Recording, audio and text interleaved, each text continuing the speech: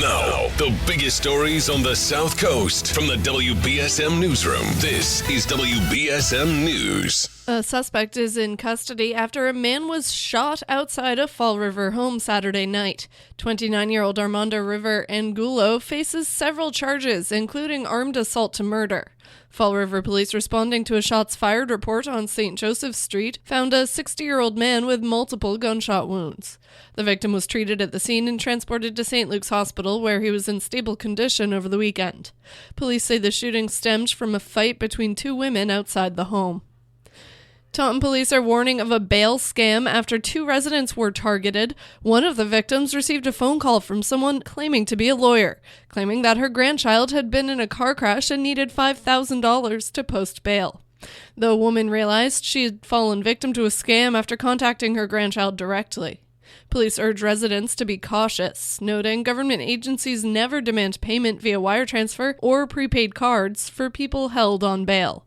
They say to never act immediately, no matter how dramatic the story. Verify the identity of the caller by asking questions a stranger couldn't get right, and verify stories with others in your family or circle of friends. Once lost, the money can be hard to recover. SouthCoast lawmakers want to put the brakes on the state's septic upgrade plan. The Mass DEP proposal would require residents in parts of Dartmouth, New Bedford, Westport, and Fall River to shell out up to $50,000 for newer septic systems. One bill, sponsored by Senator Mark Montigny and Rep. Chris Markey, would require the state to hold off on implementing the changes until there's a clear plan to help residents afford them. Dartmouth Board of Health Director Chris Michaud says he hopes the legislation will be a wake-up call to the state. The DEP is accepting written comment through January 30th and holding two more hearings after last week's in Dartmouth. These will be remote, and they're set for January 24th and 25th. More on the DEP website. Police are investigating a potential act of vandalism after a sink was left running overnight in a Dighton Middle School classroom. School staff discovered several flooded classrooms Friday morning. 4 rooms in total sustained water damage. The police chief says it appears someone stuffed paper towels in the sink to keep it from draining.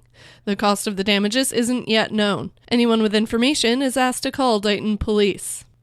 One local boys hockey team is back on the ice after mourning the death of their goalie. WBSM's Phil Devitt with the story. An emotional weekend for the Southeastern Regional boys hockey team as it played its first game since the car crash death of goalie Dylan Quinn. Coach Mark Cabral said the boys believed Dylan would want them to keep playing.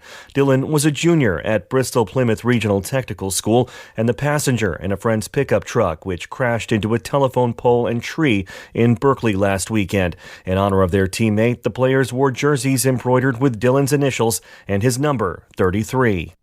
And a family dog that went missing in Rhode Island over a year ago has been found in Florida. WPRI says an 8-pound Yorkie named Bella went missing from her yard in Middletown in October 2021. Her owner, Melissa Reynolds, said they didn't think Bella was still alive because there are a lot of coyotes in the area.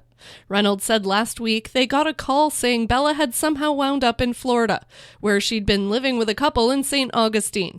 The couple took her to a vet who scanned Bella's microchip and discovered her true identity, and quickly called the Reynolds family to say they found their dog. In sports, the Celtics beat the Raptors on Saturday, 106-104 in Toronto. The C's stay on the road tonight to play the Magic. And the Bruins beat the San Jose Sharks at TD Garden on Sunday, 4-0. The Bees skate in Montreal on Tuesday.